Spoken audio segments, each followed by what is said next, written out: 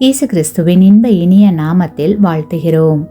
இன்றைய வேத வசனம்: உன் சகோதரன் உனக்கு விரோதமாக குற்றம் செய்தால் அவனிடத்தில் போய் நீயும் அவனும் தனித்திருக்கையில் அவன் குற்றத்தை அவனுக்கு உணர்த்து. அவன் உனக்கு செவி கொடுத்தால் உன் சகோதரனை ஆதாயப்படுத்தி கொண்டாய். மத்தேயு 18:15. Today's Bible verse: Moreover, if your brother sins against you, go and tell him his fault between you and him alone.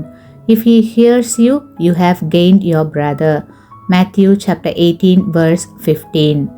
இந்த வசனத்தை மீண்டும் ஒருமுறை வாசிப்போம். நம்முடைய சகோதரன் நமக்கு விரோதமாய் குற்றத்தை செய்திருக்கும் போது நாம் செய்ய வேண்டிய முதல் காரியம், நாம் தானே அவனிடத்தில் சென்று சமாதானத்துக்கான வழிகளை கையாள வேண்டும்.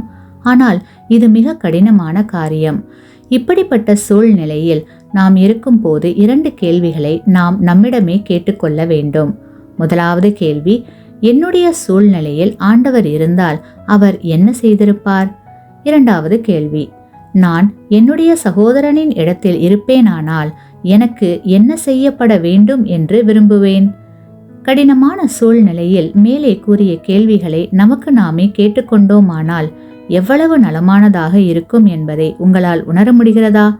கிறிஸ்துவுக்குள் அன்பானவர்களே, மன்னிப்பு மனிதனை மாற்றும். தவறு செய்கிறவர்களின் பின்னணியை நாம் சற்று நிதானத்துடன் ஆராய்ந்து பார்த்தால் அநேக வேளைகளில் பரிதாபமாக இருக்கும். மனப்பூர்வமாக மன்னிக்கும் போது வாழ்க்கை மாற வாய்ப்பு உண்டு. ஆமேன். நீங்கள் பெற்ற இந்த ஆசீர்வாதத்தை மற்றவர்களோடு பகிர்ந்து கொள்ளுங்கள்.